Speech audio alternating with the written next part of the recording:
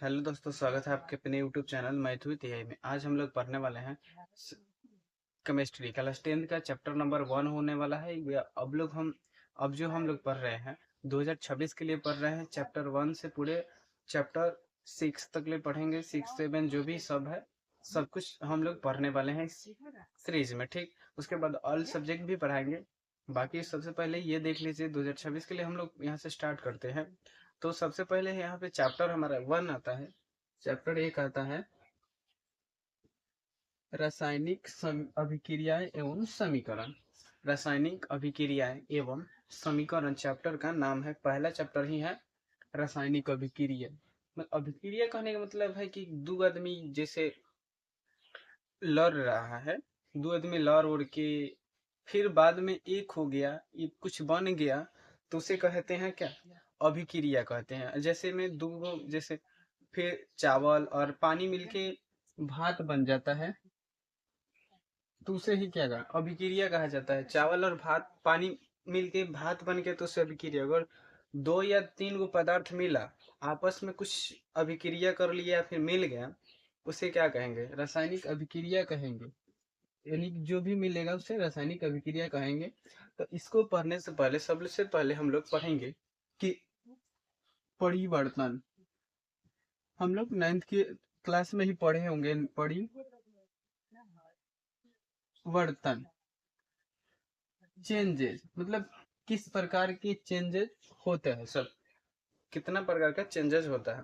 तो चेंजेस दो प्रकार के ही होता है ना, एक भौतिक और एक रासायनिक। तो भौतिक में भौतिक भौतिक चेंजेस और एक रासायनिक चेंज, रासायनिक चेंज।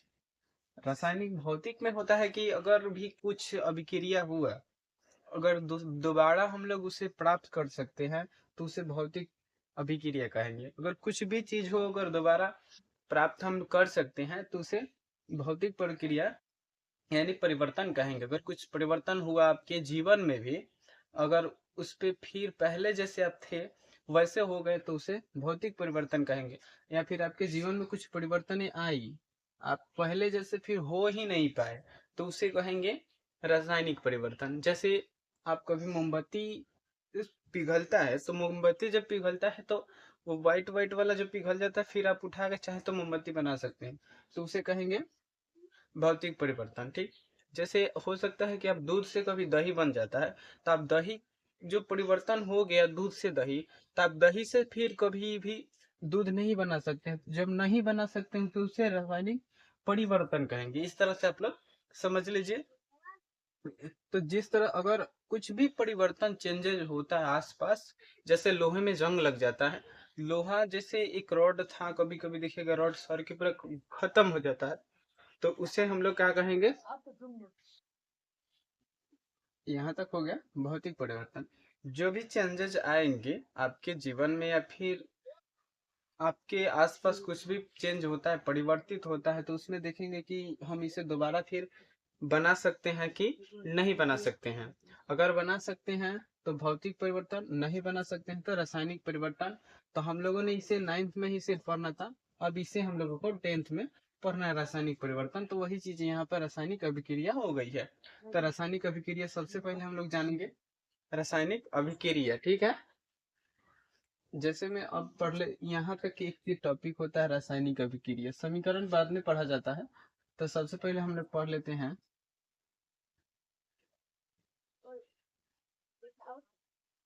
रासायनिक अभिक्रियाएं। अगर कोई पदार्थ अब आपस में विक्रिया करके एक नया पदार्थ बनाता है, तो उसे कहेंगे रासायनिक अभिक्रिया। जैसे समझिएगा आप लोग कि अगर H hydrogen HCl sorry hydrogen plus में क्लोरीन बनेगा HCl 2HCl, तो इधर बन गया, इधर था हाइड्रोजन, इधर था क्लोरीन, तो फिर इधर बन गया क्या? एक HCl अम्ल बन गया, जो हमारे शरीर में पेट में पाया जाता है। क्या? HCl अम्ल। ठीक, यहाँ तक तो इसे इधर क्या हो गया, अभिक्रिया हुआ तो एक नया पदार्थ हमें इधर मिला, तो इसे तो हम लोग कहेंगे रासायनिक अभिक्रिया। रासायनिक अभिक्रिया क्या है, अगर दो अगर जब कोई या फिर दो या दो से अधिक पदार्थ आपस में अभिक्रिया करके एक नया गुण वाला पदार्थ बनाता है तो उसे रासायनिक अभिक्रिया कहते हैं। तो हम लोग इधर वाले को कहते हैं अभिकारक। जो तीर के इधर होता है बाएं साइड उसे कहते हैं लोग अभिकारक, और जो इधर मिल गया इसे कहते हैं हम लोग प्रतिफल। प्रतिफल या उत्पाद।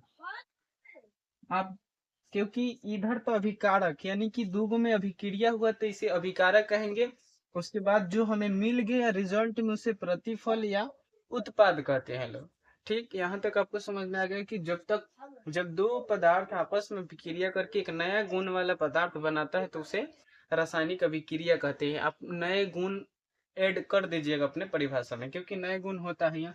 जैसे समझिए यहाँ पे तो हाइड्रोजन गैस था, क्लोरीन भी गैस था, दोनों मिला तो यहाँ पे एक लिक्विड फॉर्म वाला अम्ल बन गया जो कि हमारे शरीर में पाया जाता है HCl। ठीक है, यहाँ तक आपको तो कुछ दिक्कत नहीं हो रहा होगा। प्रतिफल याद रखना कि बाएं साइड जो होता है हमारा अभिकारक, इधर प्रतिफल। ठीक, प्रतिफल और अभिकारक आपको समझ में आ गया होगा। जैसे अगर हम एक और एग्जांपल है छोटा सा, पानी प्लस में चावल, पानी प्लस में चावल दोनों मिलेगा तो बनेगा भात। तो भात जब इधर वाला दूगो है तो क्या बन हो गया, अभी कारक, और इधर वाला प्रतिफल। इस तरह से आपको समझ में आए कि तीर है बीच में तो तीर का इधर वाला हो जाता है हमारा अभिकारक, तीर के इधर वाला हमारा प्रतिफल हो जाता है। तो आप लोग को एक ही बस इतना ही याद रखना था कि अब रासायनिक अभिक्रिया किसे कहते हैं और प्रतिफल किसे कहते हैं। तो सबसे पहले हम लोग यहाँ मिटा के रासायनिक अभिक्रिया का फॉर्मूला लिखते हैं और प्रतिफल अभिकारक का फॉर्मूला सॉरी परिभाषा लिखते हैं। ठीक, अब यहाँ से देखते हैं हम लोग रासायनिक अभिक्रिया का परिभाषा। रासायनिक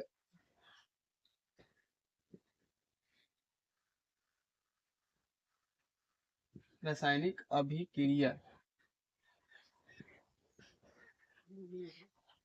अब लिखेंगे हम लोग कि जब कोई पदार्थ अकेले या किसी दूसरे पदार्थ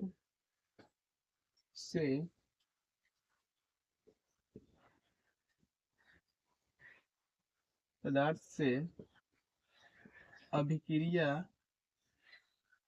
करके एक नया गुण वाला पदार्थ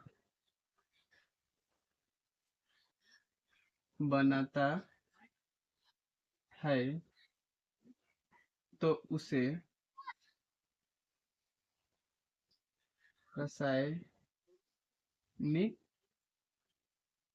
रासायनिक अभिक्रिया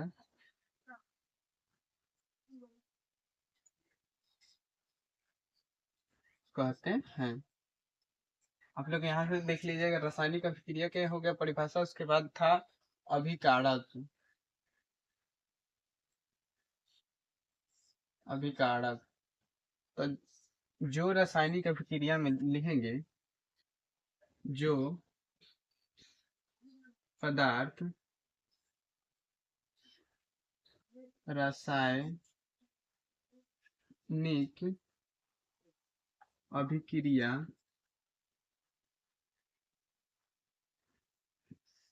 अभिक्रिया में भाग लेता है उसे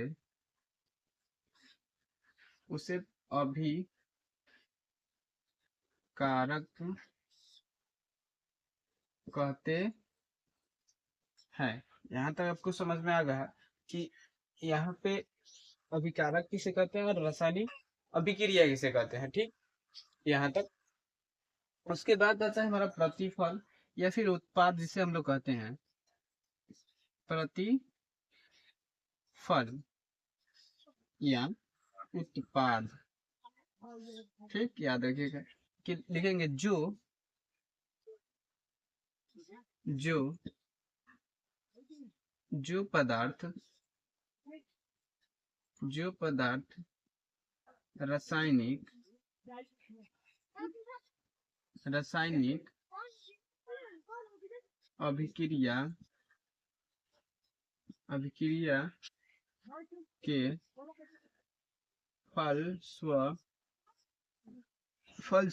अभिक्रिया के फलस्वरूप बनता है उससे रासायनिक अभिक्रिया तो नहीं कहते हैं, लेकिन प्रतिफल कहते हैं ना। जो पदार्थ रासायनिक अभिक्रिया के फल स्वरूप बनता है उसे प्रतिफल कहते हैं, ठीक है। यहाँ तक आपको हमने यहाँ से एग्जाम्पल से समझते हैं रासायनिक अभिक्रिया, जैसे कि हाइड्रोजन प्लस HCl अब अभिक्रिया के बाद दोनों मिलेगा तो 2HCl। ये कैसे बना, यहाँ पे 2 कैसे आया, हम लोग आगे अगले वीडियो में जानेंगे, क्योंकि ये टॉपिक हमारा अभी नहीं होता है, उसे हम लोग संतुलित समीकरण में पढ़ने वाले हैं। तो यहाँ देखिए, यहाँ पर जो आ गया इसे अभिकारक, यानी कि जो पदार्थ रासायनिक अभिक्रिया में भाग लिया है वही ना हुआ अभिकारक। और जो बन गया है उसे कहेंगे हम लोग प्रतिफल। बनता है उसे प्रतिफल, उसे प्रतिफल कहते हैं, ठीक। यहाँ तक जो बनता है उसे प्रतिफल, जो अभिक्रिया में भाग लेता है उसे अभिकारक कहते हैं। जैसे हाइड्रोजन प्लस में O2 तो क्या बनेगा 2H2O, यानी कि पानी बनेगा। इधर जो हुआ अभिकारक, इधर जो हुआ प्रतिफल या फिर उत्पाद हम लोग कह सकेंगे, ठीक है। तो यहाँ से देखिएगा कि यहाँ से है कि अगर हम रासायनिक अभिक्रिया होता है कभी, तो उसमें क्या क्या चेंज हो सकता है। जैसे गैस की भी उत्पत्ति हो सकती है, कुछ अभिक्रिया इससे होती है जिसमें गैस भी निकलता है, ठीक। तो उसके बाद अवक्षेप का बनना, अवक्षेप तो समझ में नहीं आ रहा। जैसे आप लोग कुछ भी घोलते हैं ना, पानी या फिर चीनी किसी चीज में, तो उसमें जो चीनी घोला है पूरा, उसके नीचे जो बच जाता है कुछ कुछ, देखिएगा, उसे ही अवक्षेप कहते हैं। क्या अवक्षेप, यानी कि समझ लीजिए जो आपके उपयोग में नहीं आने वाला है उसे क्या कहेंगे, अवक्षेप कहेंगे, ठीक है। उसके बाद आता है कि रंग में परिवर्तन, कुछ भी बना उसके बाद कलर में चेंज आ जाता है। जैसे इधर अभिक्रिया हुआ, कुछ और था, अभिक्रिया के बाद कुछ और हो गया कलर में, तो उसे रंग में भी परिवर्तन, ताप में भी परिवर्तन हो जाता है। जैसे चूना होता है पहले से ठंडा, उसमें पानी में डालिएगा, पानी से अभिक्रिया होगा तो उसका ताप क्या हो जाता है, बढ़ जाता है। तो ये ताप में भी चेंजेस हो सकते हैं, कम हो सकता है और ज्यादा भी हो सकता है। और अवस्था में परिवर्तन कहने का मतलब हाइड्रोजन तो गैस के रूप में है भाई, CHCl यानी कि क्लोरीन भी गैस के रूप में है, और इधर बनता है HCl जो कि लिक्विड फॉर्म में, इधर गैस गैस लिक्विड फॉर्म में बन गया, इसलिए अवस्था में क्या हो गया, परिवर्तन हो जाता है।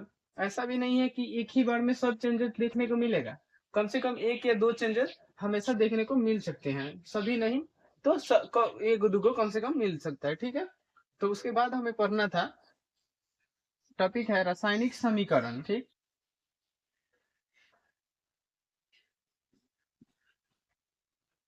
रासायनिक समीकरण, रासायनिक समीकरण किसे कहते हैं, ठीक। तो रासायनिक समीकरण में होता है कि जैसे ये वाला लिखा है ना, हाइड्रोजन क्लोरीन और उसके बाद 2HCl, ठीक है। यहाँ तक लिखा था। तो ये किस फॉर्म में लिखा है, जैसे ये हाइड्रोजन है तो अगर हम हाइड्रोजन हिंदी में लिखते हैं हाइड्रोजन, हाइड्रोजन प्लस में क्लोरीन, तो ये हाइड्रोजन जो है हम हिंदी में लिखे हैं, तो हाइड्रोजन का संकेत क्या होता है? H।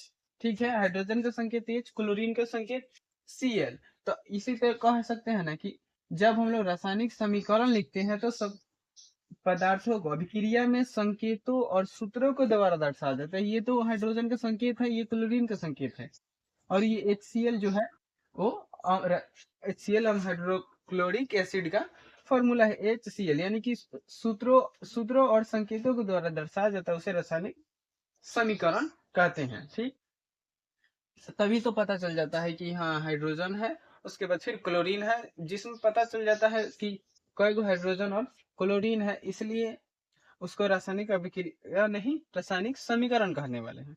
ठीक, रासायनिक समीकरण इसी तरह क्यों हिंदी में क्यों नहीं लिखा जाता?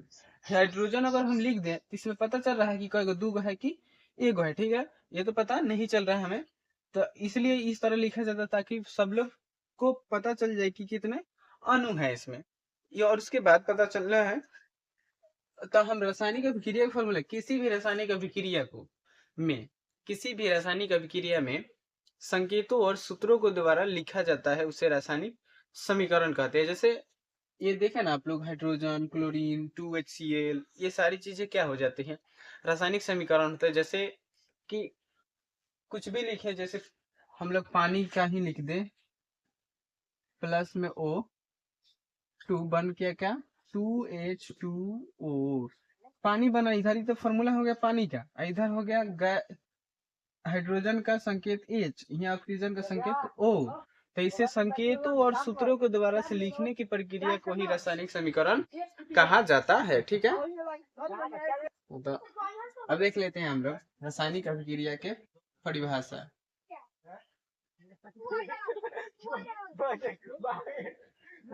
रासायनिक अभिक्रिया समीकरण, रासायनिक समीकरण की परिभाषा लिखेंगे। किसी भी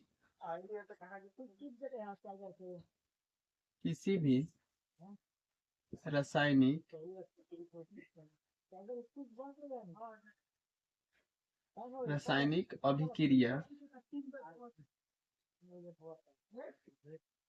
अभिक्रिया में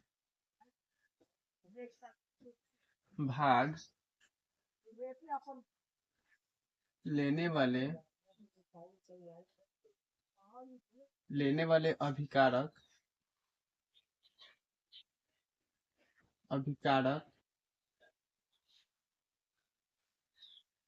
या प्रतिफल को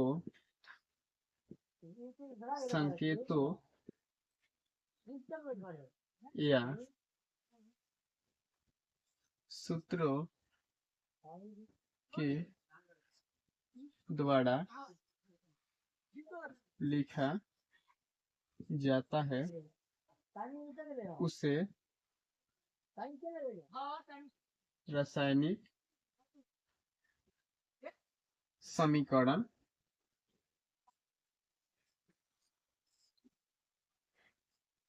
कहते हैं। तो आज के लिए इतना ही, मिलते हैं अगले वीडियो में, तब तक के लिए धन्यवाद।